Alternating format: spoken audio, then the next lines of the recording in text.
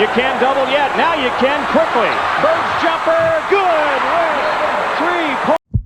Again to make the inbounds pass. The double team and Bird. Larry, fake, fall away. Hits it! The buzzer! Larry Bird remains the greatest small forward ever, period, end of story. Bird leans to the 3. Yes! Now there's a steal by Bird. Underneath the knee. All over. They're not going to call a foul. Goes to Bird. He's open. Got it at the buzzer. Man, they want to have it. Yes, indeed. Bird, 4-3. Yes, Larry Bird.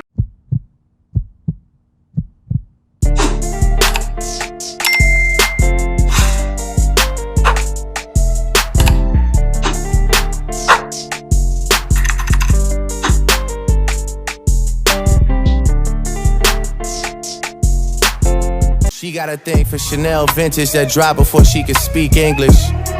Do you love me and love seeking attention? What's up, YouTube? Bitch, I'm back in the video and comes out with a big body banger. Today we coming at you with that NBA 2K22 video.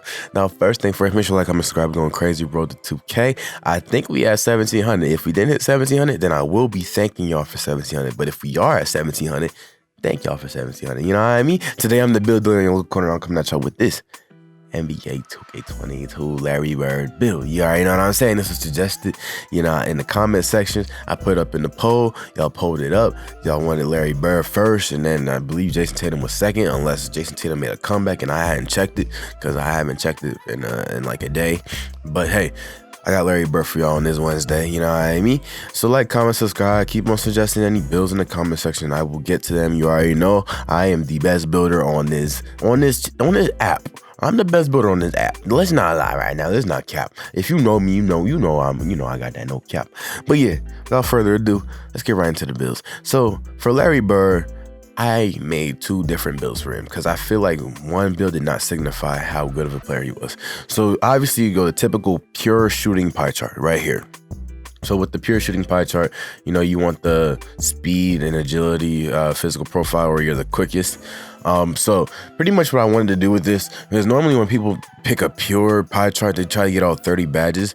But Larry Bird, the thing about him is that his playmaking was crazy, his defense was crazy, and he could really finish around the rim, right? So that's why with the second build, I went with a shooting and defending build, but more shooting than defending. You know, you don't need too many playmaking badges with Larry Bird because you're not going to be dribbling. You're going to be playing off ball because your ball handling is too low. But the playmaking badges that matter are, you know, are like passing badges. You'll be able to get like quick first step, all that. See, I was going to do a shooting and playmaking version of him where it was more shooting than playmaking, but it sucked. There weren't enough badges and it just didn't make sense, you know, in the scheme of things, because he didn't have enough defensive badges, defensive attributes. It just didn't make sense at all. So as you see right here, the badge spread is pretty good. It's pretty simple. You know, you get enough badges to be very effective on defense, enough attributes. Say once you hit 99, get your boosts up on defense, offense, wherever, you know. And also with this first build, it is 6'9", so you will be towering over the majority of small forwards you play against. And hey, if you play against guards, you'll be towering over them. You'll be able to play in the post and embody them because you have enough post control to actually do damage. You have that high behind post hook. Yes, I know y'all see the post hook rating. It's an 80. I know it's crazy, but yeah, you're gonna be walking around pure sharp with an 80 post hook. Now when you hit 99, what does it go to? 84, and then you get the boost, you know, all that. Floor general, that's a 92 post hook. Same thing with your shooting. You know, add plus 12 to each offensive attribute and then add plus 8 to each defensive attribute. That is your potential. And you can even add a plus 12 to the defensive if your teammate has defensive leader. But as you see right here, you dropped the weight all the way down to 190. So there's 2 ways you can make this. So you can make him with the interior defense, or you can make him with blocking. If you don't want interior defense, which I would think is the better option for you, then you can put all the attributes that you put to interior defense toward blocking, which I will show you. You see right here, this is regular. You get a spot takeover and the post scoring takeover. But as you see right here, if you want blocking, you want to be able to get chase downs and all that good stuff, because there was a time when Larry Bird was averaging over 1 block in a season, and that was one of his MVP seasons, because we all know he has 3 MVP seasons, but he went like back to back to back, I believe, or something like that. It was like, you know, he was on time, and people don't understand how good Larry was. Larry was like that day's Kevin Durant. Like, nobody has seen anybody like him shooting threes like that. And fun fact, his first 3 years, he shot like 20% from three. People don't know that either. So yeah, Mans was improving every year, constantly improving. So as you see right here, 6'9", 190 pounds. You see your vertical go up a little bit. You know, you got enough defense to do damage. Like I said, pretty much add plus 12 to all these attributes. That is your potential. So just keep that in mind, and at least add plus 8, because, you know, I know not everybody has access to teammates that have like floor general or defensive leader, so add at least plus 8, and that will be your potential. So what, you have like a 64 steal or something like that, it'll go up to like a 72.